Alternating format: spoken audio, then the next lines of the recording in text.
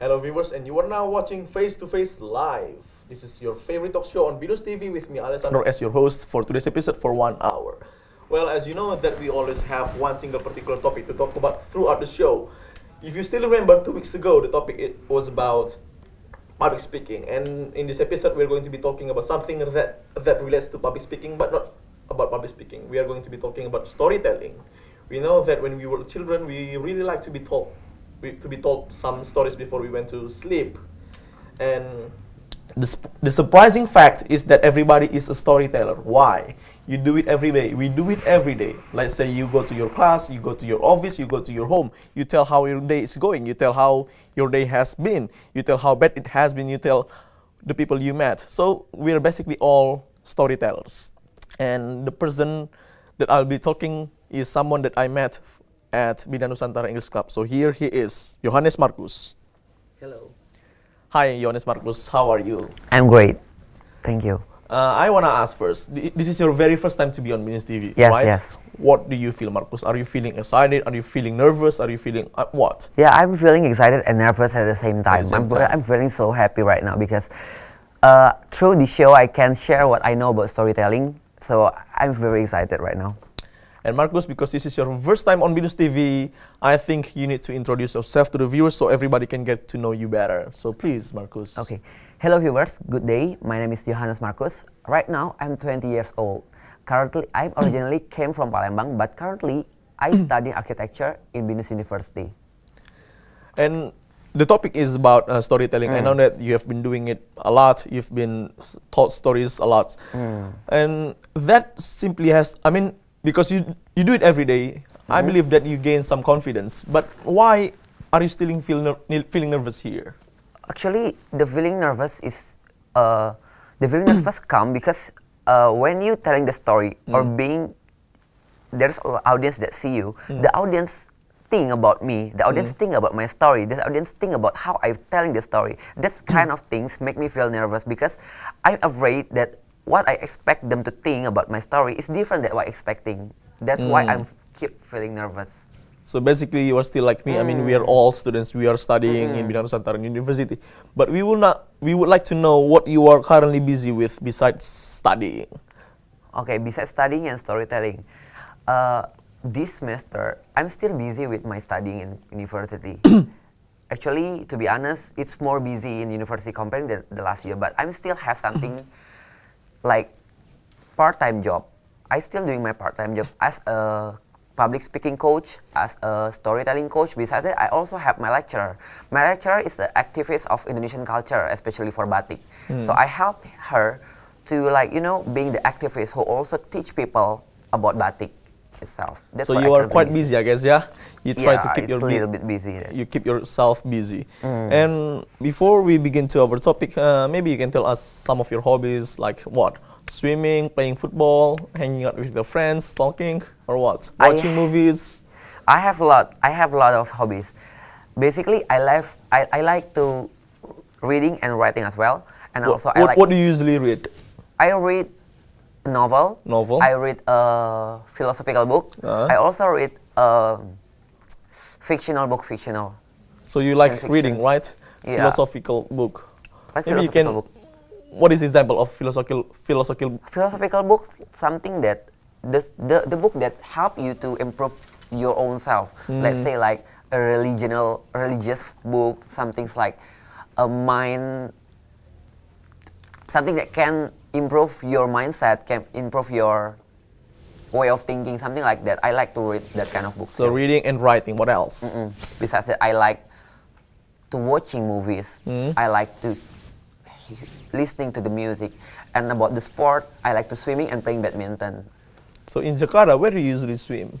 As far as I'm concerned, the only place you can go swimming is at BINUS Square, and that's one reason why I still stay in BINUS Square. Sometimes I visit my friends in BINUS Square because I'm not living in BINUS Square. When I visit my friends, he often asks me to swim, so I swim at BINUS Square. But also, I have friends who live in some apartment in Jakarta that have the swimming pool. Where is the apartment?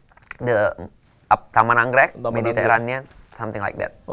Which one is bigger, in Square or in the apartment?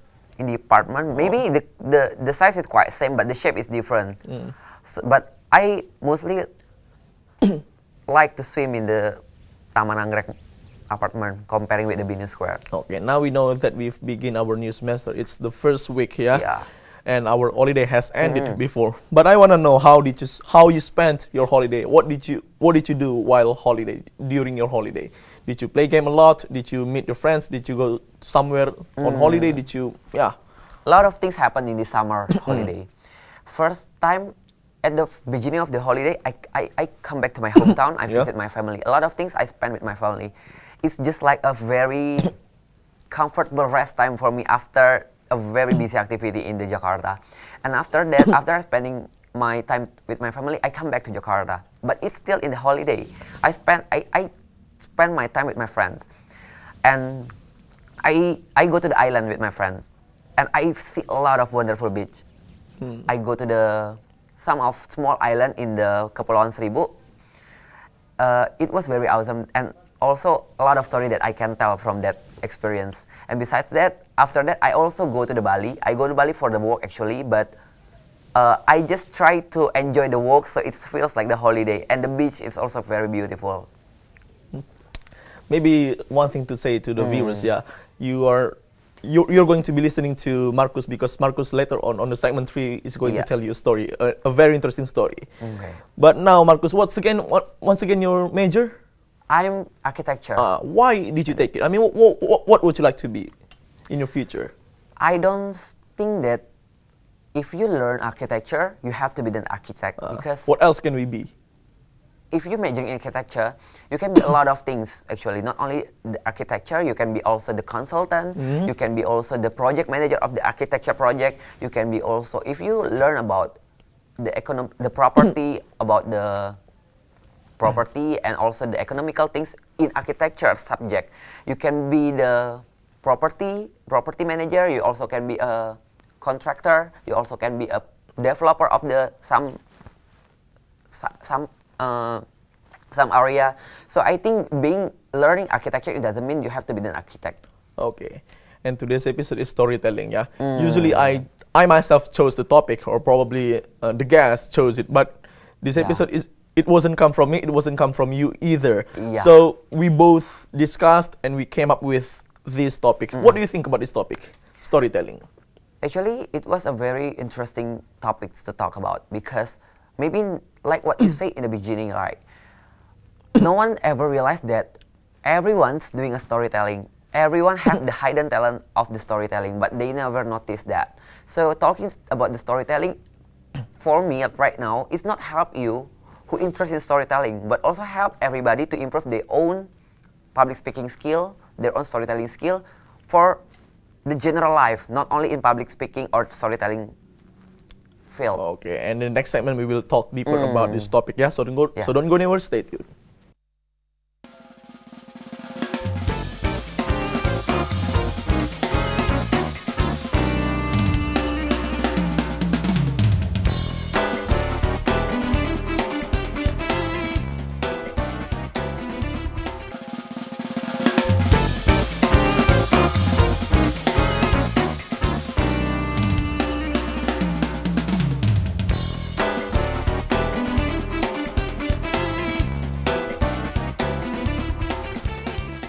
Hello viewers, welcome back with us on Face to Face, the only English spoken program on BINUSTV.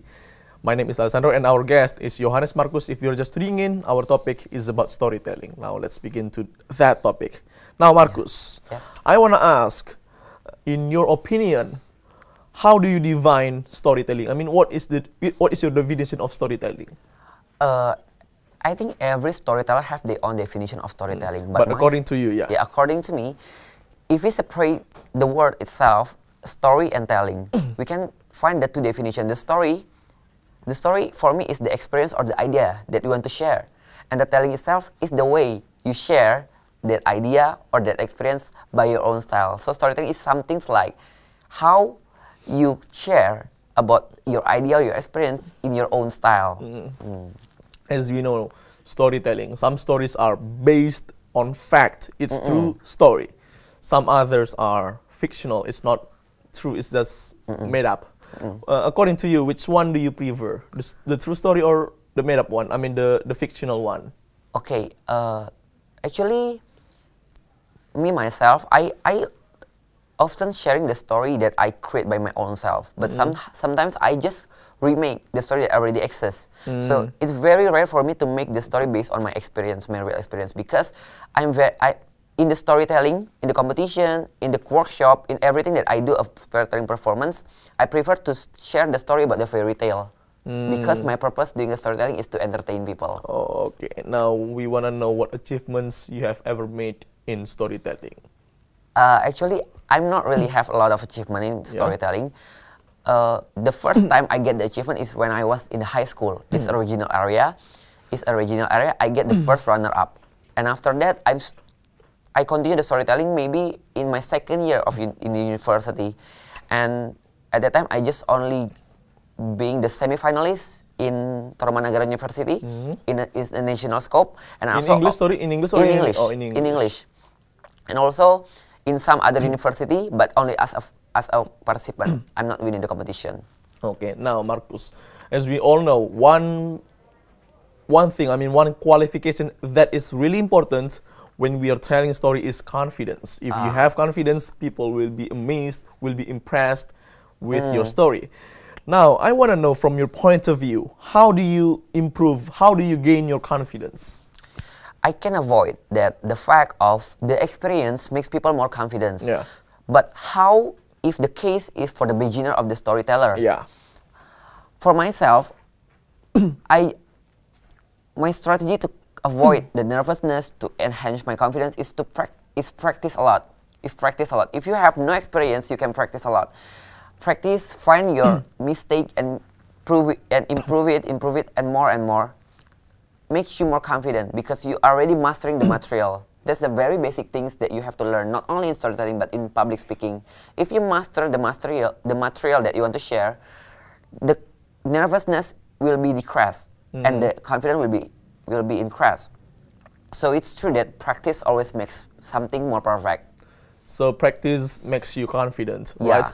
But we are going to be talking about nervousness. Even if you are confident, sometimes we feel nervousness because it's quite similar, but it's different, I guess. So let's say you are confident, but when you are asked to stand up in front of many people, we are nervous. I mean, according to you, how do you overcome this? Is it also practice? Practice is also practice, but there is something that you have to do because nervousness comes when you are on the stage. Yeah. When you're already on the stage, you can't do the practice, right? Because you have to do that. So how I overcome the nervous that come at that time? I have to be, when you see the audience, because my biggest weakness is the audience, like I said before, I always find the audience that have a friendly expression. After you meet the audience that have a friendly expression, it can make you calm down. Never ever doing an eye contact to the audience that have a very offensive, intimidating expression. It will push you into very down. Maybe you can condition. You can give an example of friendly expression. Friendly expression, like when even your story is not nice, they will still smile. Appreciating, yeah, exciting what you have, yeah. They said exciting whatever you do. Now so confidence, nervousness. What any other difficulties in storytelling? It's about the imagination, maybe the creativity in making the story. Sometimes people who not really creative in making the story, they only just delivering the story that already exists, which is, it's not bad, but for me it's not recommended. Why? Because people often already knows the story itself, so they will getting boring to listen to the story that they already know. So how to overcome that kind of things is you have to modify. If you want to share the story that already exists, you have to modify the story. You have to put some improvisation, so your performance of storytelling will be better. So I think I agree on that. Creativity is very important, right? Because if you put it, it will be unpredictable. Because if you are without creativity, your story will be predictable and people will guess it easily. But with creativity, everything is unpredictable and people will be amazed at the end of the story. That's yes, it. definitely right. Now, we know that there are 3 basic things that we need to bear in mind in storytelling. Maybe you can share with us each one of them. Okay, I will tell you the concept of storytelling in my own self. When I talk about storytelling is divided by 2 words, story and telling. So the story itself is, that's the first part, which is the story. The story, your idea, the idea that comes from your head. That's the first thing that's very important in the storytelling for my own self. The first thing, if I want to do storytelling performance, I oftenly always prepare the story first. Okay, I'm making the story. No problem. We cut it there because we have to break, yeah? Yeah. So don't go anywhere, stay tuned.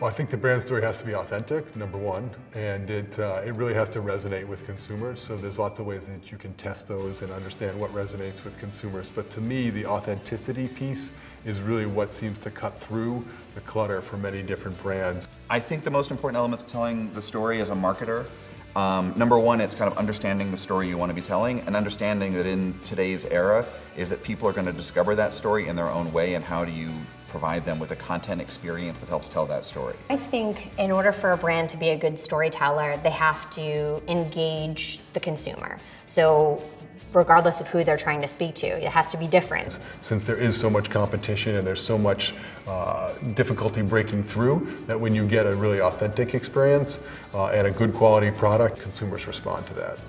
I think that the most important elements to telling a good story are to really understand the landscape that you're involved in. Anything that is going to give you that context, and then anything that's going to really be emotional and show like why something would be important to someone's life. Tell a good story, you have to pull on strings. You have to make people almost relate to a particular time they had that particular feeling. And when they're saying, okay, I remember that ad campaign, I love this so much. This story spoke to me so well. I could totally relate to that. I'm gonna go post this on my Facebook account. I'm gonna retweet this particular ad campaign. I'm gonna talk about this on a blog post I have. It's the idea of like, you may not want to watch a 22-minute video on your phone if you're on a subway, but because the fact that we, Experian can help us partner and innovate and say this is when people are interacting with content, that allows them to tell and share that story. Storytelling has definitely helped us understand our customer even better. Now with storytelling and having the e-commerce site and having email and having all the social interaction, I think we've really gotten even a better understanding of who our customer is. Rather than us always telling our story to her, she's now telling our story to us.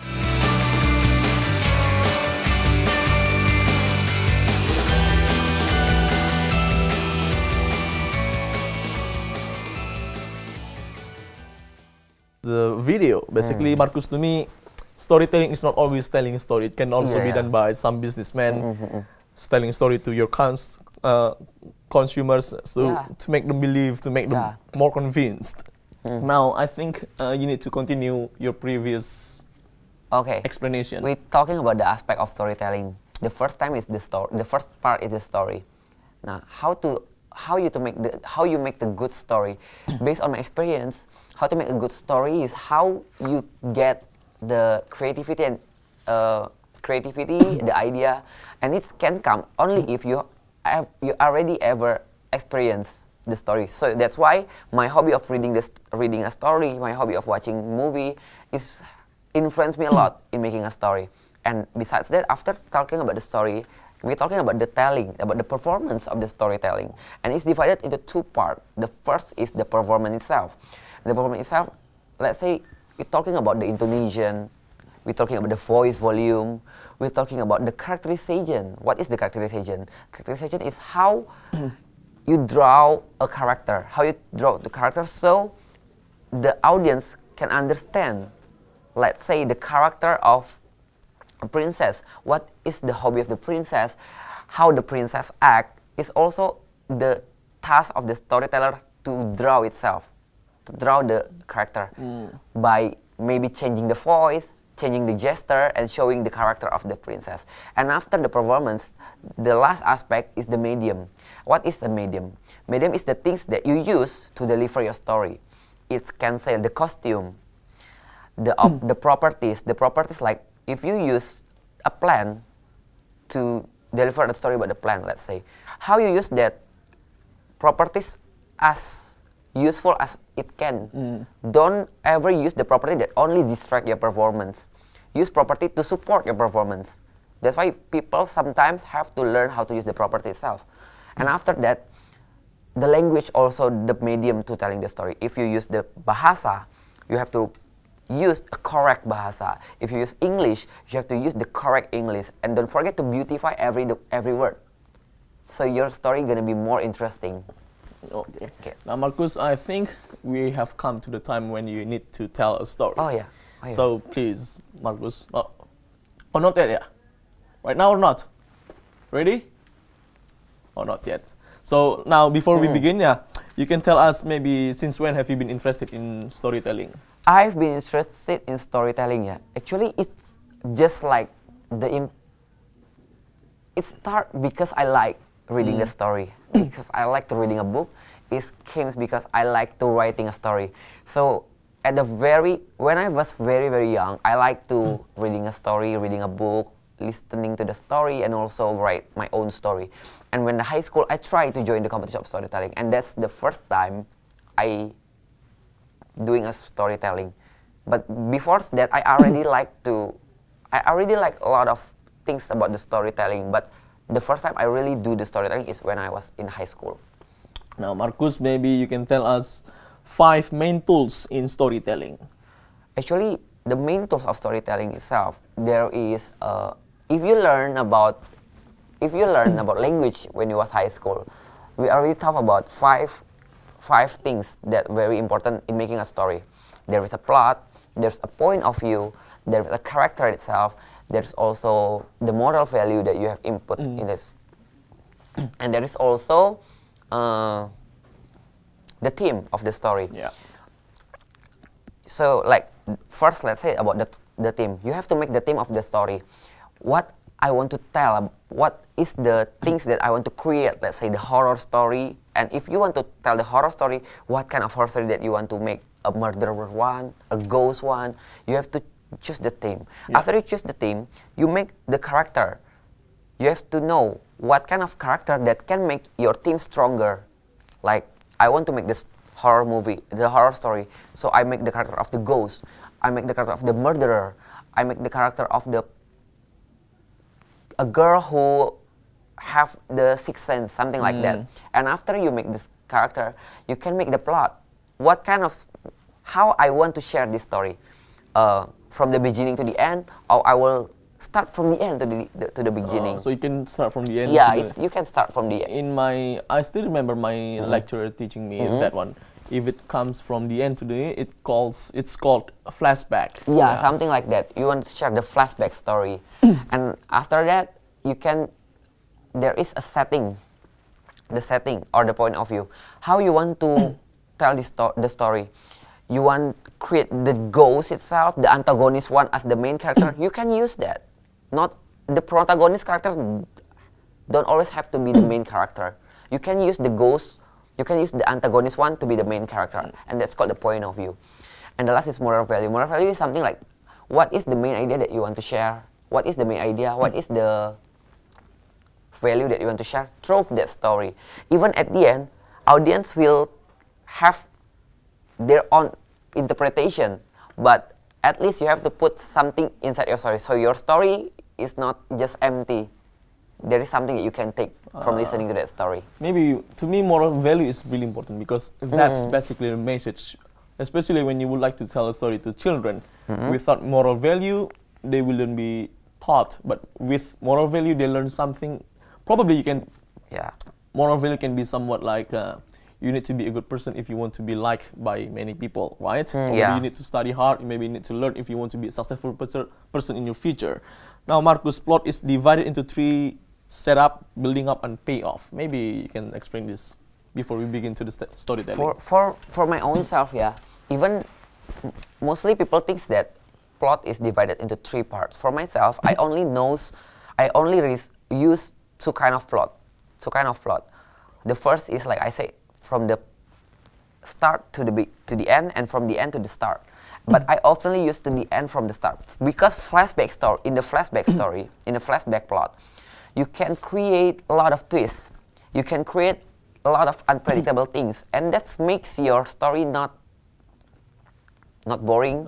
You can make people's more interest, and people's like curious what will happen. And besides that, I use the start to the end. I like to make the new start from the end itself. Let's say from the story of Malin Kundang, we know at the end of the story Malin Kundang became a stone. But I would like to share the story, what happened with that stone after being the stone. So the story that you are going to tell us is what? Which one? I just use a simple one. So it starts for the end to the end. Okay, what's the title, by the way? It's called A Starving Wolf, maybe. Okay, let's do it then. Wolf. Marcus, please. Thank you. So here is Marcus. So, good day viewers and good day buddies. Today I'm gonna share you a story, but it's not an ordinary story. It's not the story about a prince or a princess. It's a story about a very starving wolf. This starving wolf lives in the middle of the forest. Today, he wants to eat something because he is very starving. Oh, where is the pig? Where is the rabbit? Oh, I'm so starving. I can't eat the grass. I'm a wolf, not a cow. I have an idea. The wolf finds an idea. He comes to the old woman's house in the middle of the forest. He knocking the door. Knock, knock, knock, knock. But nobody answer. So he opened the door and found the old woman is trying to find something under the table. Where is my glasses? Where is my glasses? I can't see well without my glasses. Who is there? Oh, my daughter. My granddaughter is come. The wolf is confused at that time because the old woman thought that the wolf is her granddaughter. Ah, granddaughter, you must be very tired because it's such a very long trip come to my house. Let's come. Just lay up in my bed and I will prepare you a very delicious food. Okay, right now the wolf is confused and happy at the same time. Okay, at least the wolf will serve a very delicious food from the granny. So he just lay on the bed.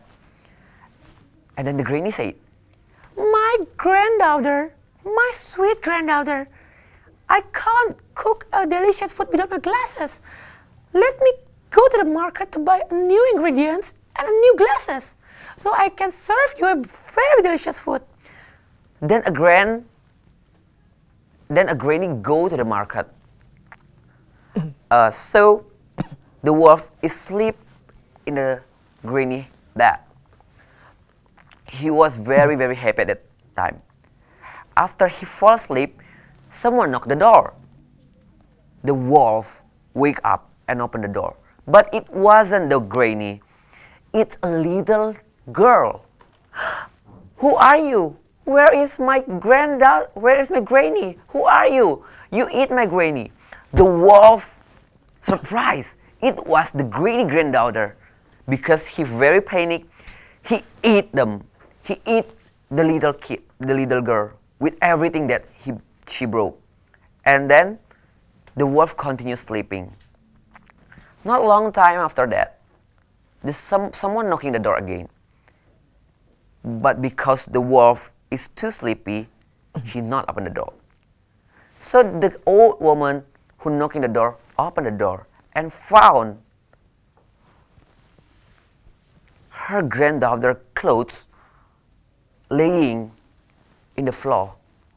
And because the granddaughter already get the new glasses, she recognized that a wolf sleeping on her bed. She was very, very afraid. And then the wolf wake up. Ah, Granny, you come back. Where is the food? The old woman confused. Why the wolf think that I'm her granny? So the old woman find an idea. Oh, my granddaughter, just lay on the bed. I will cook for you. And then the old woman come to the kitchen and make a soup. But she don't forget to put the poison on the soup. And after that, she served the soup to the wolf. The starving wolf eat the food very, very quick. And after that, then the wolf died. And the granny put the knife and cut the stomach to help her granddaughter. And after that, the starving wolf died. And she and the granddaughter and the old woman live happily, and the wolf never ever feel starving anymore. And that's how the story ends. And remember, this is not an ordinary story. Thank you. Really nice story, Marcus. So that's the story. What's the title once again? The Starving Wolf. The Starving Wolf. Yeah. And we have one more segment to talk about storytelling, yeah? Yeah. So don't go anywhere, stay tuned.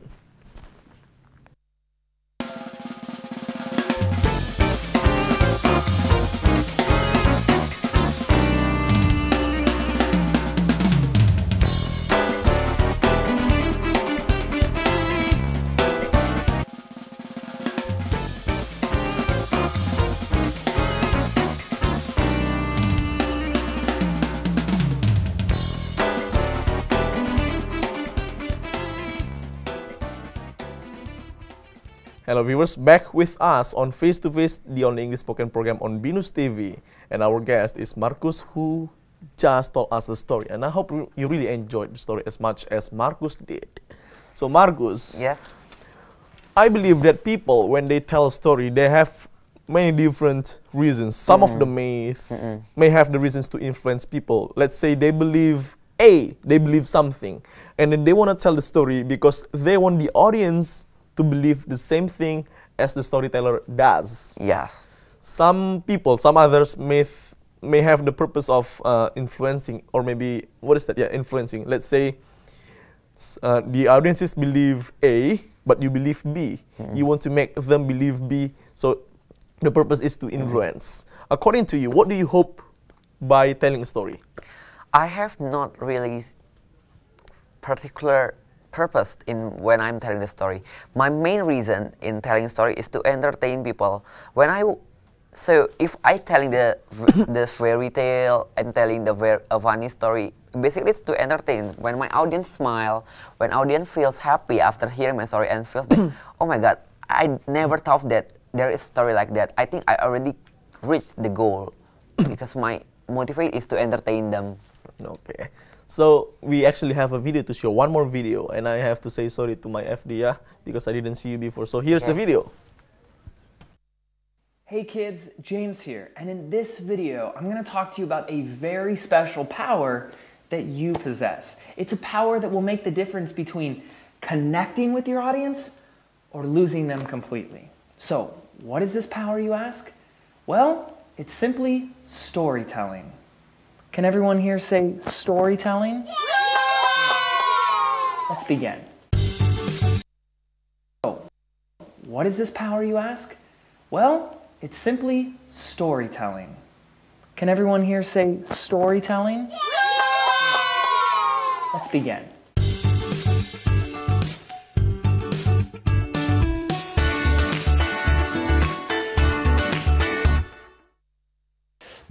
What the?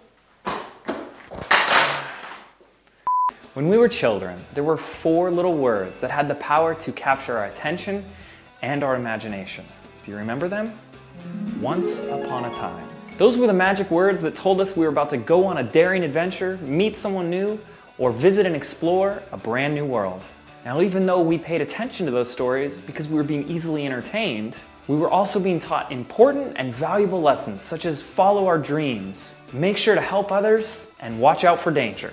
And there you are, all grown up, but nothing's really changed, has it? Stories are just as powerful. They capture your attention, teach an important lesson, and inspire you into action. And now you can see why it's absolutely vital to incorporate storytelling into any interaction that you're having with your audience. And this includes your videos. Here are 5 different types of stories that you can use to better engage and connect with your customer. Number 1, the personal journey.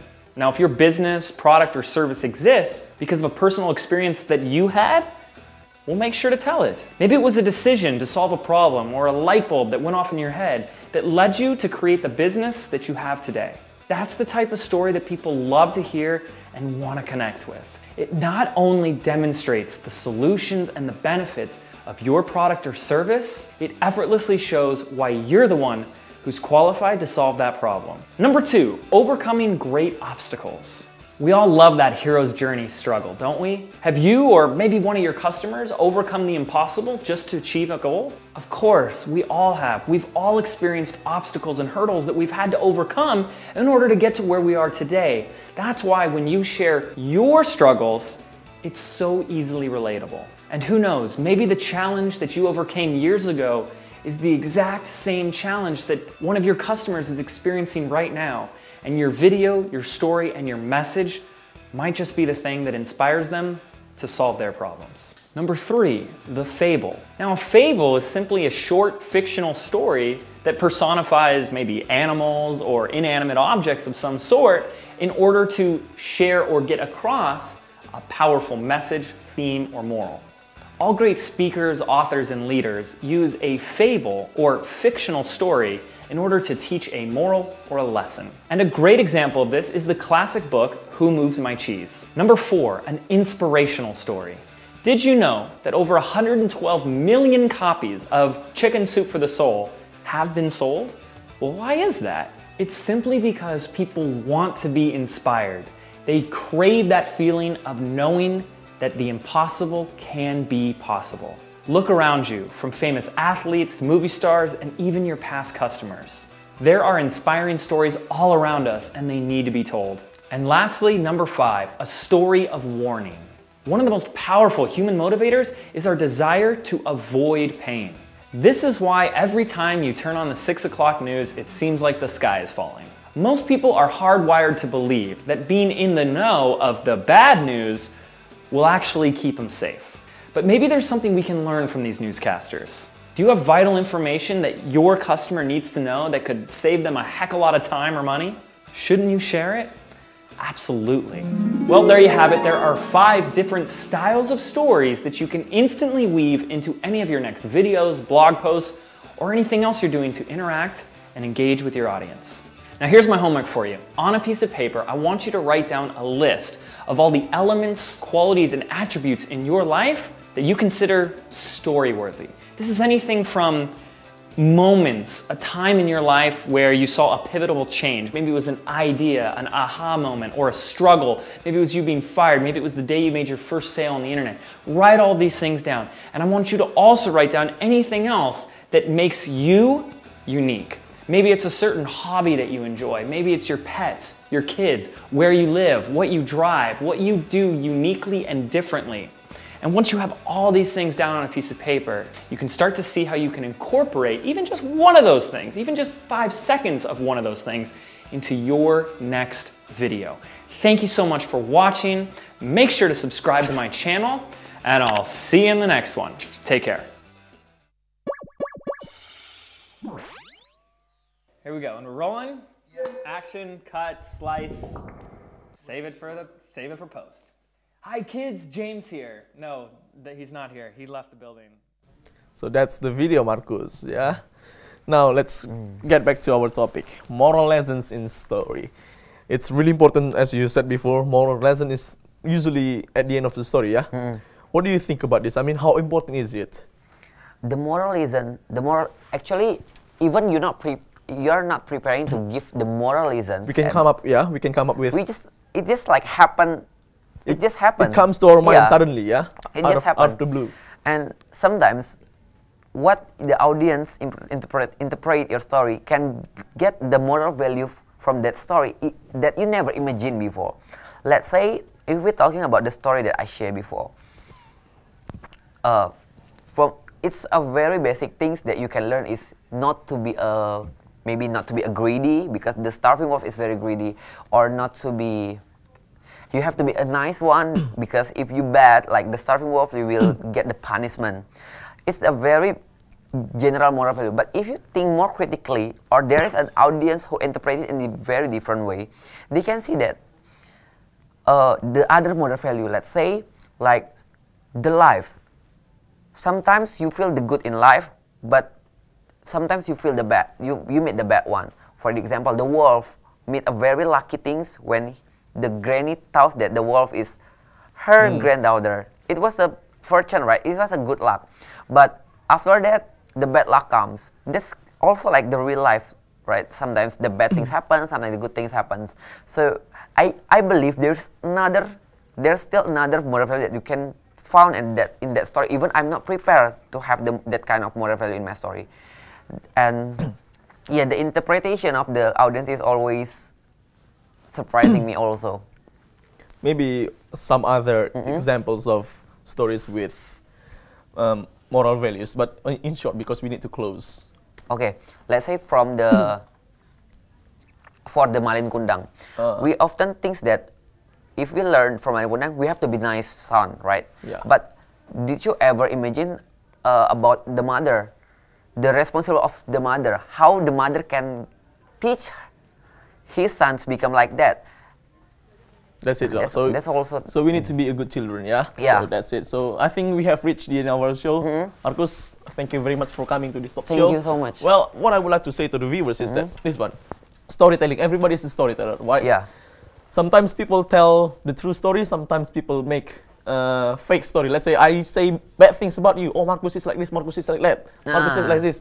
I'm actually telling a story, right? So storytelling, you can be a good storyteller. You can be a bad storyteller. The choice is yours. So this is Face to Face. See you next time.